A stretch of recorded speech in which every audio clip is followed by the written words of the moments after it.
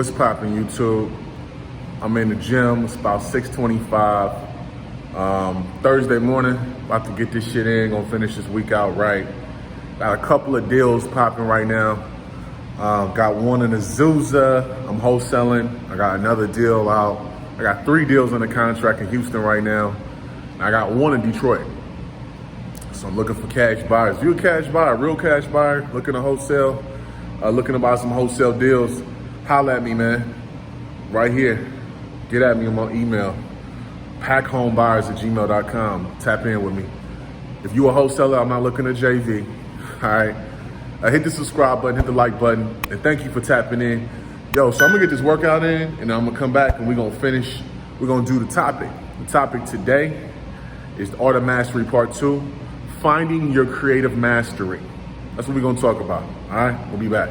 Feel me? Got my workout in. Y'all see I hit it pretty hard. I just make sure I get that thousand foot elevation. You know what I'm saying? I always make sure I get that. And that's just walking uphill, 15% incline. Just walking uphill, right? Well, shit. Let's get into the show, man. Like, share, comment, subscribe, all of that good shit. Do that for me. Takes 2 seconds. All right. So this is part 2 of a series. So if you didn't watch part 1, go get that shit. It should be around here. It'll be in this corner. Click it. Part 1, the Art of Mastery, and that leads up to this. It leads up to this one. So this is gonna probably be this is part 2. This is probably gonna be a 4 or 5 part series. All right. So make sure you watch this in order. Okay. So I got this from reading the book Mastery by Robert Greene. Okay. And the book Mastery by Robert Greene, he also wrote 48 Laws of Power and all that good stuff. It's about becoming, not just being average, but just mastering your life skill set. Mastering it to a point to where you are extraordinary. And I talked about this in the first one.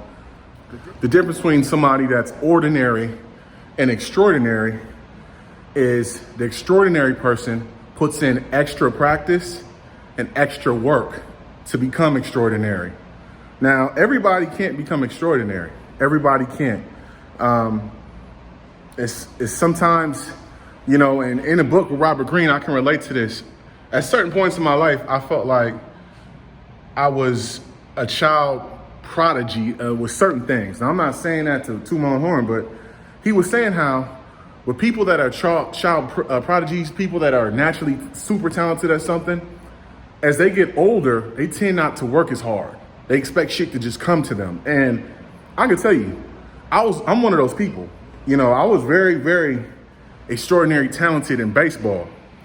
So much so that if I had kept playing, I probably would be in the league right now, or I probably would be retiring right now. I'm 37 now, so 36. So it came to a point to where I just stopped playing because I was just like, fuck it, I don't really care. And it was the same way with a lot of subjects in school. A lot of things that I would learn, I would retain very quickly. So when I got to college and I'm an adult, I took my foot off the gas pedal and I stopped giving a fuck. You know, I wasn't going to class. My mind was in a different place. So I've had to learn as I've gotten older that if I want to continue to be extraordinary in something, I gotta work hard every day. And working hard is something that I was taught to deflect. I got people in my family who don't work at all. And I soaked up some of that lazy nigga gene, but lazy motherfucker gene, let's just call it that. I soaked up that lazy motherfucker gene because I seen it every day for most of my life. So I've had to work extra hard at doing daily practices like I talked about in part 1. Doing daily practices to get myself to a mastery level. You know what I mean? So that leads into the topic, discovering your calling. Part 2, discovering your calling. So in order to discover your calling, what you're gonna have to do is you're gonna have to take something that you're gonna have to just honestly experiment. If there's 3 different things that you wanna do, I would suggest that you pick the one that you're most interested in and focus on it. Focus on it for a year or 2, all right? I'm from the school of thought that if you wanna try something new and become, and get it to work and you become extraordinary at it, and just get it to work first. Because just to get something to work is average. But to get to the point of extraordinary mastery, that's a totally different thing. You gotta put 10,000 hours in for that type of shit. So, perfect example. I wanted to get into real estate wholesaling in 2017. I had a good 6 months before I even took an appointment. I was preparing, but it was paralysis by analysis. Because at the end of the day, one thing I want you to do is prepare. Definitely prepare for what you want, but get out there and try. You're gonna fail. You're gonna fail. There's nothing wrong with failing. I'm probably gonna do a video on that. Failing. That's all these YouTube niggas, they talk about how much money they got, how they always had the bag, but they don't tell you about when they show you their Super Bowl trophies, but they don't show you them seasons and them years where it was all bad. I'll tell you about it. I'll tell you about my business failures. I got a bunch of them. I had a bunch of businesses that just failed. But failure is the best teacher, man. So you can't be afraid to fail. So when it comes to finding your true calling, finding what you really want out of life, you gotta just say, fuck it. I'm gonna dedicate 2 to 4 hours a day on this task for a year and see what happens. And when I first got into real estate wholesaling, my first year, I didn't get a deal. My first 6 months, I didn't get a deal. And then 5 months later, I got a deal. You know what I'm saying? My first 5 deals, I failed because I didn't know what the fuck I was doing. I was failing forward. I didn't have no mentor, you know? And that leads into, that's gonna be part 2. We're gonna talk about apprenticeship. Now, I've had apprenticeships before, but when it comes to finding your true calling, you gotta find your true calling before you find an apprenticeship, all right? So that's gonna be part 3. I'm gonna talk about apprenticeships and how to find a good mentor. You gotta fail forward. You just gotta get out here and just jump off the ledge. And it don't matter what it is, man. You gotta put the daily practices in every single day. And you have to find your creative calling, find your calling by just practicing and failing forward. You know what I mean? If you love something, you do it for free. You know what I mean? When I first got into PR, working in rap, 2008, man, look, my first 2 clients, I did their publicity for free. You know why? Because I knew I would get them so popular to where they would bring me more business. And that's exactly what happened. My first 2 clients, I did their shit for free. And I can say that shit comfortably now because it's 12 years ago, 13 years ago. I did their shit for free. I did that publicity for free. I was getting these niggas in BET, Double XL, mind you, it's 2008, 2009, 2010. I'm getting these niggas in all types of shit. And as soon as they got popular within a year, I had a bag already, so I wasn't tripping.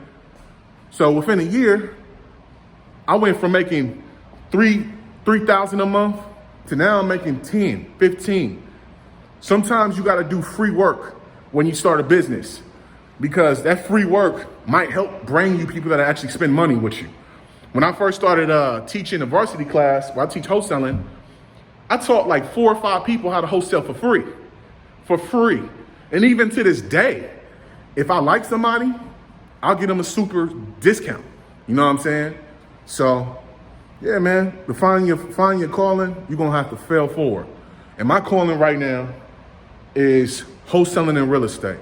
That's my calling. Doing this YouTube shit. This is my calling. You feel me? This is what I do. And for you to find yours, you're gonna have to fail forward. And you can't be afraid of that shit. You gotta just keep going. I'm telling you, there was so much shit, especially in e-commerce. I had 3 fucking stores on Shopify. 3. I had 3 stores on Shopify. I sold one of them, the other 2 tanked. You feel me? And the reason it happened like that was because I had no clue what the fuck I was doing when I first got into that shit. I had no clue what the fuck I was doing. You feel me? But I failed forward. Now, if I want to get back into e-commerce, I know exactly what to do, you know? So I realized, you know what, that wasn't my calling. And then with real estate, this is something I always wanted to do. Even as a kid, I just didn't want to become a real estate agent. I wanted to be an investor, but I didn't know how to do it. And then when I found wholesaling, I'm like, damn, okay, this is it. This is the one. This is what's going to get me to the bag. And it has been the last it's going to be 4 years in November 6th. That'll be Pacific Home Buyers, my company. That'll be the 4-year anniversary. Okay? But look, man, like, share, subscribe. The next episode, part 3, will be about, because you already got part 1, the daily practices. Part 2, finding your true calling, failing forward. Now you know what you want to do. You know your calling, right?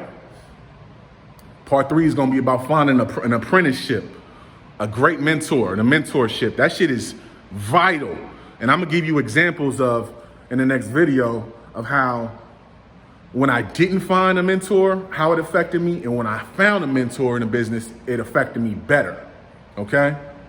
All right. So look, man, peace and love. Y'all take it easy. Make sure to go cop the Varsity class. You want to learn how to wholesale in real estate?